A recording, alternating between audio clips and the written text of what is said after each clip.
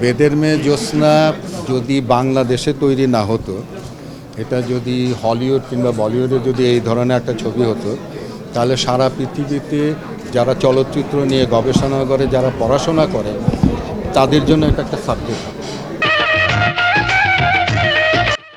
বাংলা চলচ্চিত্রের এক সময়ের জনপ্রিয় নায়ক ইলিয়াস কাঞ্চন। বেদের মেয়ে জ্যোৎস্নার মতো অনেক জনপ্রিয় সিনেমা রয়েছে যার ঝুলি তিনি অভিনয় করতে যাচ্ছেন অনন্ত জলিলের বিগ বাজেটের সিনেমা নেত্রী the লিডারে। The toughest of times. To take a sneak peek on the poster actors, we have Ilyas Kanchon.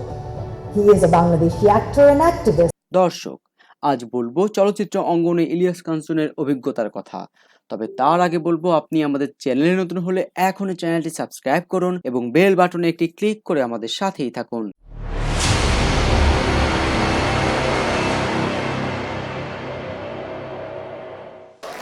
Dear, Saiga versus Gilari Mizi, Sonia Rose.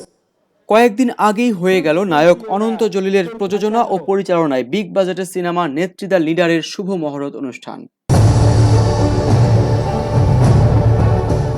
যেখানে উপস্থিত ছিলেন সিনেমায় অভিনয় করা 3 দেশের তারকারা। নেত্রী দ্য লিডার সিনেমায় দীর্ঘদিন পরে অভিনয়ে ফিরছেন একসময়ের জনপ্রিয় নায়ক ইলিয়াস কাঞ্চন। বাংলা সিনেমার বর্তমান অবস্থা কি, এমন প্রশ্নের জবাবে ইলিয়াস কাঞ্চন বলেন, বাংলা সিনেমার জন্য এখন পর্যাপ্ত সিনেমা হল নেই। ভালো সিনেমা নির্মাণের পাশাপাশি ভালো সিনেমা হল নির্মাণের তাগিদও দেন ইলিয়াস কাঞ্চন।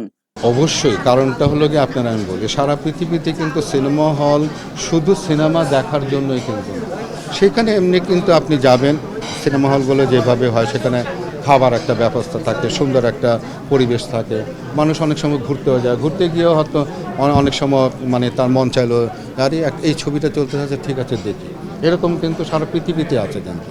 তো আমাদের এখানে কিন্তু সিনেমা হলগুলো সেই 50 বছর আগে কিংবা 60 বছর আগে যে তৈরি হয়েছিল, এইটার না রেনোভেশন হয়েছে না কিছু হয়েছে, এবং আপনার গিয়া যেখানে কিছু কিছু সিনেমা হলে এসিও নেই।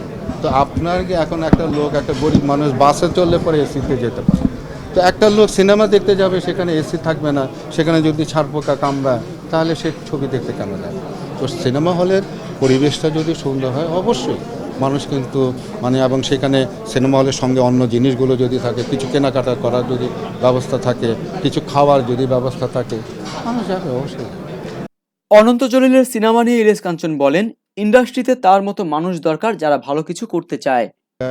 মানে অনন্ত জলিল সাহেব উনি যখনই বানান বড় বাজেটেরই ছবি হয়, যে কটা করেছেন উনি অনেক বাজেটের, এবং ইদানিং কিছু ছবি কাজ করছেন, যেমন ইরানের একটা ছবি উনি প্রায় শেষের দিকে করেছেন, দিন দা ডে, তারপরে এইটি উনি করতে যাচ্ছেন।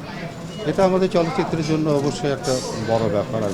ইলিয়াস কাঞ্চন অভিনীত বাংলাদেশের সবচেয়ে বেশি জনপ্রিয় সিনেমা বেদের মেয়ে জ্যোৎস্না নিয়ে ইলিয়াস কাঞ্চন বলেন, তখন সিনেমাটি যদি হলিউড বলিউডে পাঠানো যেত, তাহলে এখন যারা সিনেমা নিয়ে পড়তে যায় তাদের পাঠ্য বইয়ের বেদের মেয়ে জ্যোৎস্না সিনেমাটি অন্তর্ভুক্ত থাকতো। বেদের মেয়ে জ্যোৎস্না যদি বাংলাদেশে তৈরি না হতো, এটা যদি হলিউড কিংবা বলিউডে যদি এই ধরনের একটা ছবি হতো, তাহলে সারা পৃথিবীতে যারা চলচ্চিত্র নিয়ে গবেষণা করে, যারা পড়াশোনা করে, তাদের জন্য এটা একটা সাবজেক্ট। কিন্তু বাংলাদেশে বলেই কিন্তু সেই জিনিসটাকে ওইভাবে মানে আপকামিং হয়নি। সবশেষে সিনেমা নিয়ে ভালো কিছু করার প্রত্যয় ব্যক্ত করেন ইলিয়াস কাঞ্চন। আমি মনে করি যে এরকমভাবে পরিচালক যারা আছেন, লেখক যারা আছেন, তারা যদি এরকম ভাবনা ভাবেন, সেরকম যদি বানান, তা এখনও এরকম ছবি হতে পারে। কারণ আমরা বাঙালি, এটা আমাদের ঐতিহ্যের একটা বিষয় কিন্তু আছে, যেটা আমাদের মন এবং মগজের মধ্যে বসবাস করে।